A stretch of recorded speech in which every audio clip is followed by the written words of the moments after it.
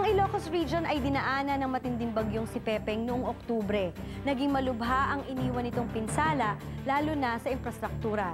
Hatid namin sa inyo ngayon ang mga ginagawang upgrading at rehabilitation projects sa mga kalsada at tulay na nasira nito. Narito ang buong ulat.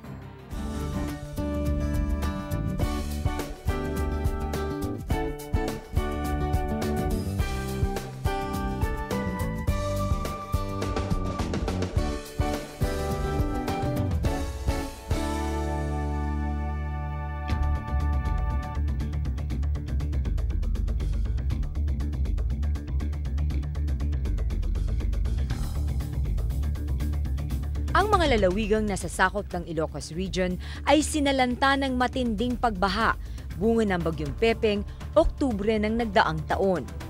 Marami ang nasirang ari-arian, agrikultura at infrastrukturang pumaralisa sa transportasyon at ekonomiya ng lalawigan ng Pangasinan at La Union. Everybody knows that Region 1 is also hardly hit by Typhoon Pepeng, particularly. And for DPWH infrastructure projects alone, the damage reported earlier was 1.5 billion. However, when we make the validation, it resulted to 1.2 billion. And of course, we had damages that have closure, closure of traffic, like for example, the Buwid Bridge, which was destroyed. Immediately, with the help of the PMO Bridges in Manila, we were able to restore the temporary passage of the Buwid Bridge by placing a belly panel above the bridge.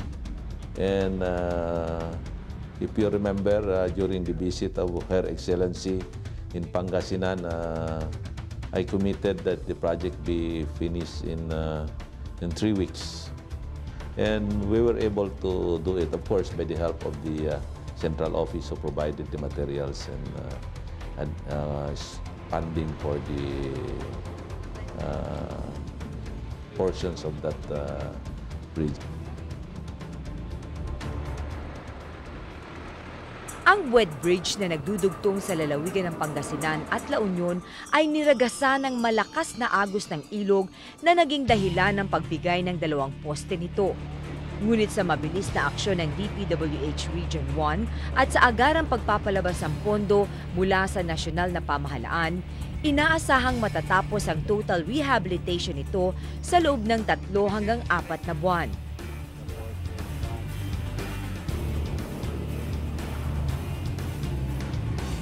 Ang mga tulay naman ng San Vicente at Bacnotan sa La Union ay sinira rin ng bagyong Pepeng. Ngunit agad na isinaayos upang hindi masyadong maapektuhan ng transportasyon mula sa lungsod ng San Fernando.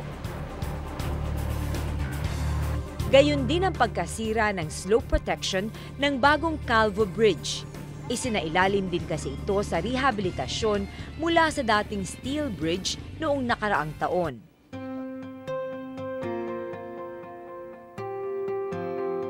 Besides these calamities that our country has experienced, still our region has made good of its commitment to the public. No? First, to fight against the world economic crisis, the government earlier released an amount for pump priming projects. This is to generate employment. And for Region 1, we received 1.5 billion pesos, equivalent to 65 projects. So, of these 65 projects, we were able to, as of December 31, we were able to accomplish 96%. Kabilang sa mga pump priming projects ng Pangulo ang pagpapalawak ng daan sa Urdaneta City sa Pangasinan. Bukod kasi sa inaabot ng tubig ang kalsada kapag malakas ang ulan, perwisyo din ang traffic sa mga motorista. Noong una kasi ay talagang problema ang traffic dito sa Urdaneta.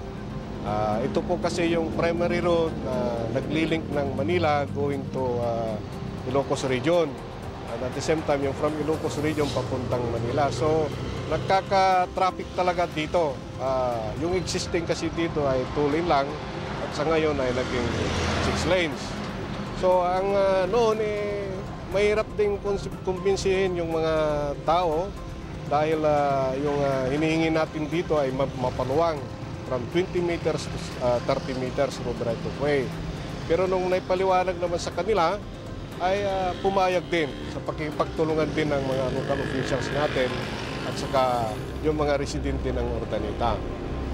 So ngayon, patapos na rin ang project natin. Actually, almost finished. Ay masayang-masaya yung mga tao rito. Dahil unang-una, nasolve yung traffic. Pangalawa, ay medyo nasolve na rin natin yung flooding dito sa Urdaneta. Sa La Union naman ay kabubukas lamang ng San Fernando Bypass Road at Bangkusay Bridge na magsisilbing alternatibong daan mula sa San Fernando patungong Ilocos. Masyado silang boredo dyan nung ikinulos namin ito. Kasi malaking problema ang traffic sa San Fernando along Manila North Road, especially the city proper. So yung mga palaging tumatawag sa opisina namin kung kailan namin i-open ito. So talagang kailangan nila to. Nung inopen nga namin ito, mas maraming dumadaan dito ng mga sasakyan, especially delivery trucks, kaysa doon sa kabila, yung mismong Manila North Road.